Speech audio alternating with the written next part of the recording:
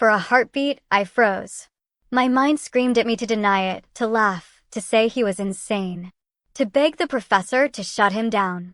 But then I saw Lena sitting 2 rows back, her eyes locked on mine. No smirk. No tease. Just steady, unwavering support. And something inside me shifted. I rose slowly to my feet. My legs trembled, but my voice, when it came, was stronger than I expected. "Mark's right," I said, the words falling like stones in the silence. I wasn't always Rachel, but I am now. A stunned hush fell across the room. My heart pounded in my ears, but I didn't stop. I didn't ask for it. I didn't plan it. But when life hands you something unexpected, you either hide from it, or you grow into it. And I've grown. So if you want to whisper, whisper. If you want to laugh, laugh. But don't call me dishonest. Because this, I gestured to myself, to the uniform, to the name, this is the most honest I've ever been. For a long, unbearable moment, no one spoke. Then, to my shock, a voice from the back of the room cut through the silence. Well said. It was Professor Aldridge, the one who had given me that questioning look weeks earlier. He adjusted his glasses and added, "Now, unless we'd all prefer to waste our time on gossip, let's return to the matter at hand. Milton's Paradise Lost." Laughter, light, nervous, broke the tension. Students turned back to their notes. The moment passed. But it hadn't passed for me. My knees wobbled as I sat, my hands trembling under the desk. I had just done it. I had spoken the truth aloud. And the ceiling hadn't collapsed. After class, Lena caught up to me outside the hall. She didn't tease, didn't joke. She just slipped her hand briefly into mine and squeezed. "You did it," she whispered. And for the first time since this began, I felt the weight lift, not because the rumors had stopped, but because I had stopped running from them. But as we walked across campus, I caught Mark watching from the shadows, his jaw tight, his glare sharper than ever. He wasn't done. And I realized something chilling. If I was going to keep Rachel alive, I'd have to fight for her. The lecture hall confrontation should have destroyed me. Instead, it transformed me. Word spread quickly, faster than I could have imagined. By the end of the week, it felt like everyone on campus knew. Rachel Callahan wasn't born Rachel Callahan. The whispers still came, of course. But now they sounded different. Less mocking, more curious. Some students looked at me with suspicion, others with something like admiration. And a few, shockingly, treated me with respect I'd never known as Ryan. One afternoon in the library, a girl I barely knew slipped into the seat across from me. "You were brave," she said simply. "What you said in class." I blinked, stunned. "Brave?" She nodded. "Most people would have denied it. You owned it." Then, without waiting for a response, she gathered her books and left. For the rest of the day, her words echoed louder than any whisper. Brave. Was that really what I was? But not everyone saw it that way. A flyer appeared on the notice board outside the cafeteria. "Who is Rachel Callahan, really?" Below it, someone had drawn a crude sketch of a half-man, half-woman figure. My throat tightened as I ripped it down, my hands shaking. The message was clear. Some people weren't curious. They were cruel. That night, I found myself at Lena's apartment again, pacing her living room with the flyer clenched in my fist. They're mocking me. I should have kept quiet. I should have denied everything. "No," Lena said firmly. She plucked the flyer from my hand and tore it clean in two. "You did the only thing that mattered. You told the truth." I sank onto her couch, my head in my hands. But what if the truth ruins me? She knelt in front of me, her expression softer than I'd ever seen it. "Rachel, don't you get it yet? You're not ruined. You're becoming. You're stronger now than you've ever been." Her hand brushed mine, warm, steady. "Anne, I never meant for this to happen, but I don't regret it. Not one bit. Because I got to see you like this." I looked up, heart pounding. For once, there was no smirk on her lips. Just sincerity. And maybe something more.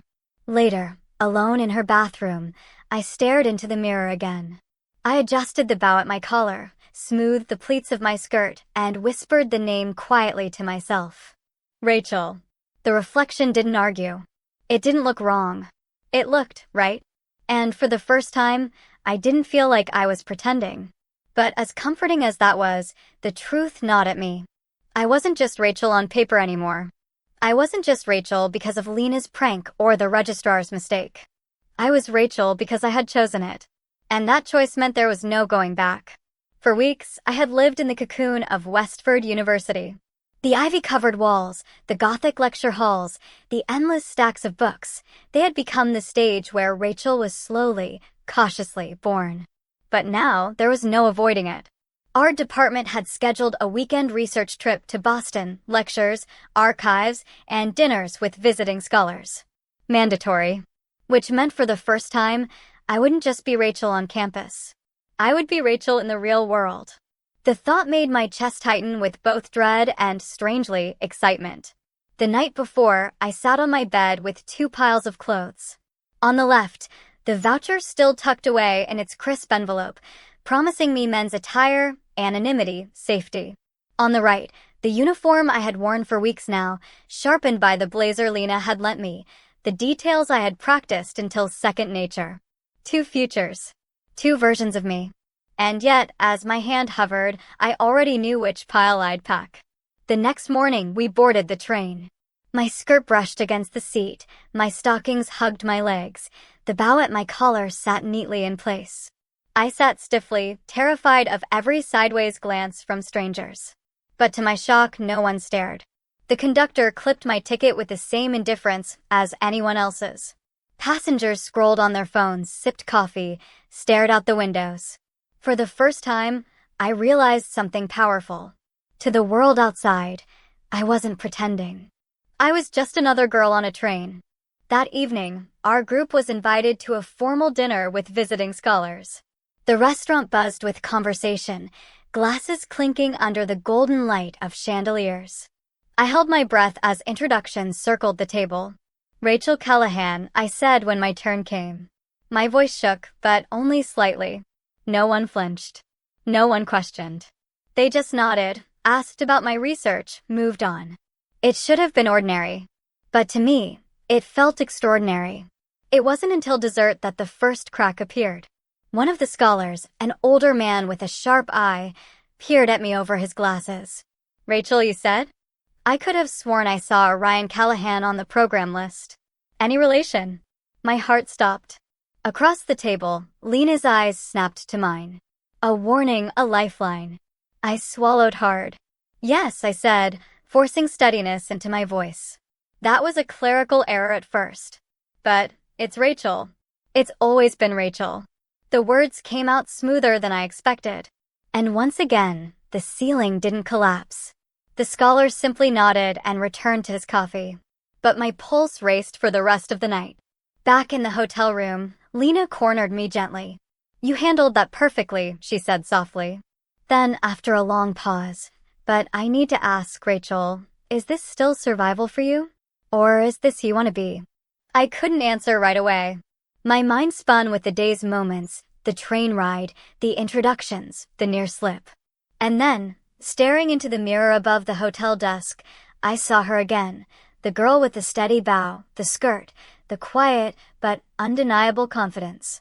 "Rachel. I don't know if I want to be her," I whispered finally. "I think I already am." The Boston trip had been, in so many ways, a victory. I had stepped outside the walls of Westford University and the world hadn't collapsed. I had introduced myself as Rachel, without flinching, and people had accepted it. But victories never last forever. Not when the past refuses to stay buried. It happened on the second night, after the formal dinner. A few classmates decided to explore the city, and I let Lena drag me along, the hem of my skirt brushing against my stockings as we walked through the crowded streets. We ducked into a late-night cafe, warm and buzzing with laughter. I was just beginning to relax when I heard a voice behind me. "Ryan? Ryan Callahan." The name hit me like a gunshot. I turned slowly, and my heart nearly stopped. Standing there was Evan Blake, a childhood friend. Someone who had known me years ago, back when there was no Rachel, only Ryan. "Evan," I managed, my voice trembling. He blinked, confusion etched on his face.